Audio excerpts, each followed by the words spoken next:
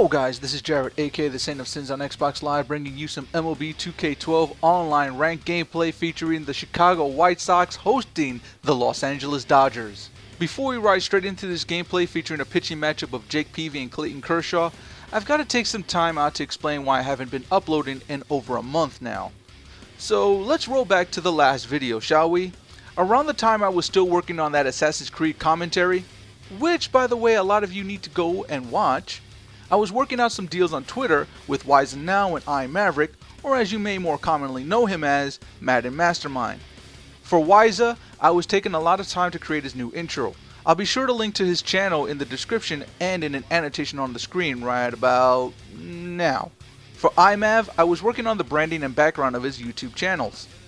One of these projects I knew I was going to need some time to kind of layer out things because they had a particular need, and the other wouldn't take up more than a few days if the client liked the end result.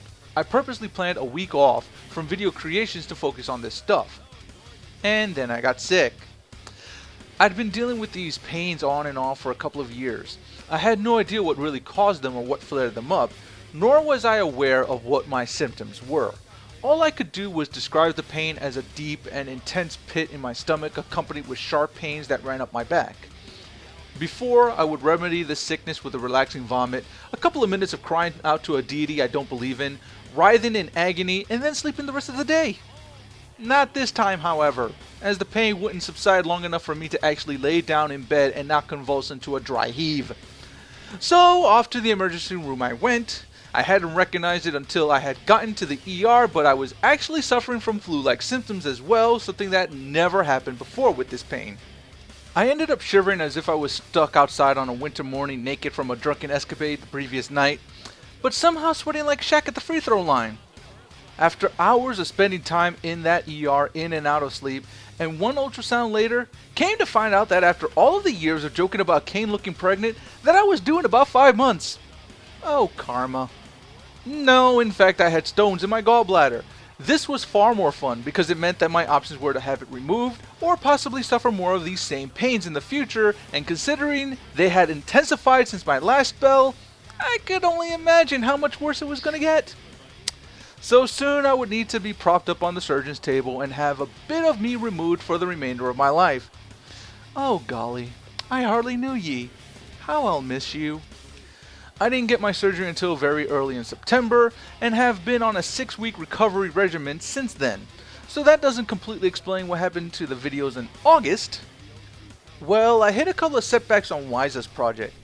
I overthought some things, had a few issues of meeting some of his vision, and ultimately ended up spending more and more time on it and less time even thinking about my own channel. Throughout the month of August, I also got some other commissions for my work.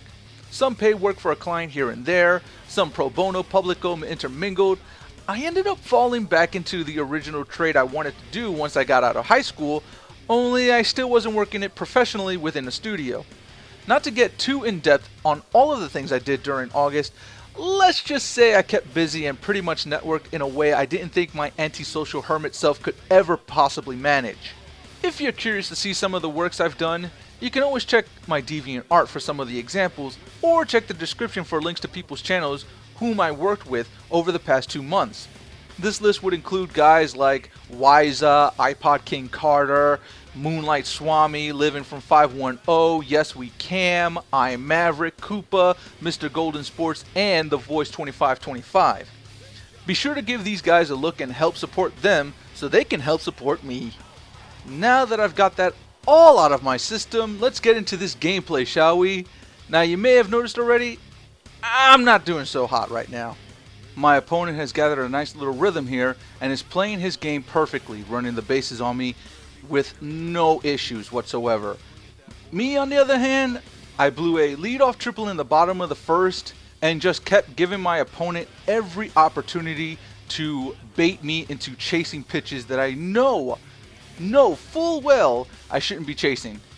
So at this point, I'm basically giving my opponent a get out of free jail card, and it's killing me. Because right now, here in the bottom of the second, I've given him a chance to kind of stretch out Clayton Kershaw's legs and given him plenty of innings to work around without having to rely upon his bullpen.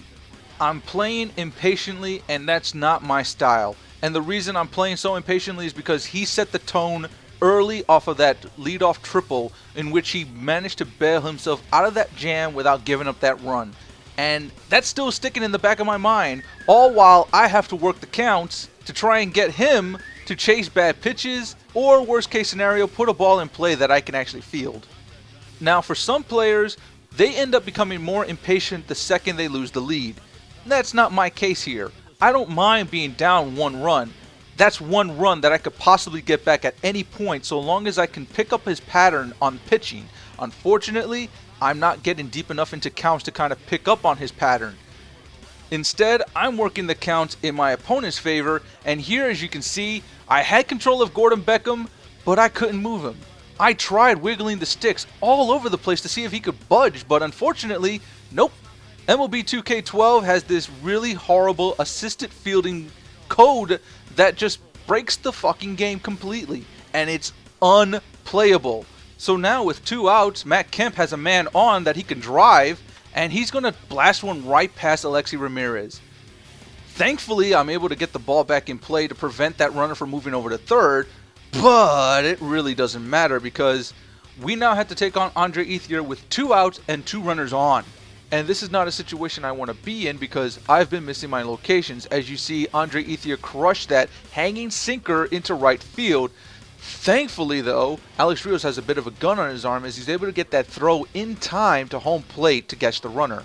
But at this point, I think I'm only delaying the inevitable because I still haven't been able to pick up on his pattern pitching wise, and I'm still playing impatiently at the plate. Thankfully, I'm able to catch a break here as Alejandro De Aza reaches base on a fielding error. But this is an opportunity I'm looking to squander because my impatience has me itching to time his windup to try and steal second base on the first pitch. My timing was off, and with him pitching out, I'm easily scooped up to end the inning with no damage done. So with my offense a mess and my impatience growing for some reason, I continue to make mistakes on both sides of the plate, missing my location here as Bobby Abreu makes me pay with a solo shot over the right field wall. That blast pretty much calls for Hawk Harrelson to down a bottle of tequila to get through this inning. And I may have to join him, because this comeback into PV gives Tony Gwynn Jr. a hit. But my opponent looks to stretch it out given his speed and his want to take advantage of the slow animation times. As if my opponent wasn't already in control because he was simply outplaying me, he's now looking to capitalize upon exploits in the game that only demonstrate why I hate this franchise so very, very much. And this is a good example of what I'm talking about.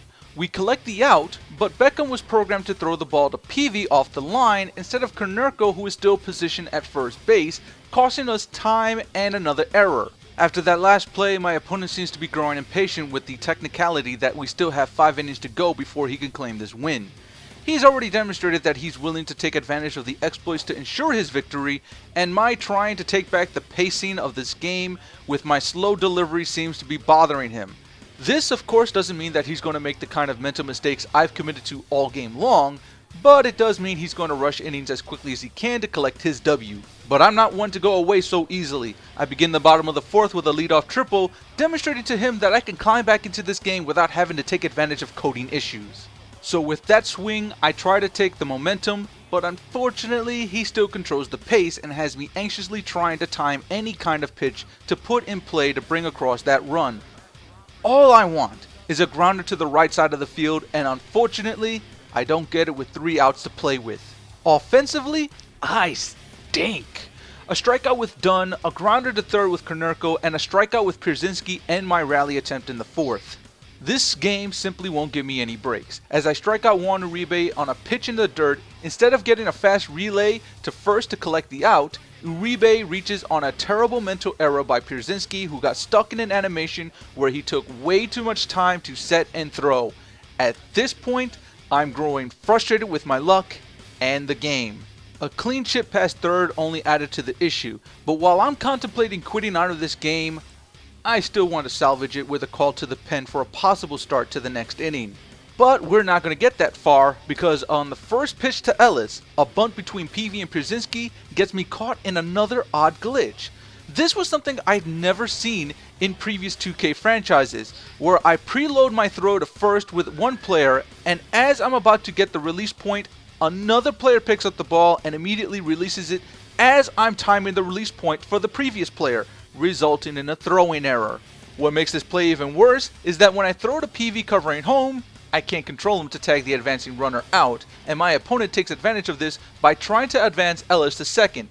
At this point, I want nothing more to do with this game, because that's 2 glitches on one play.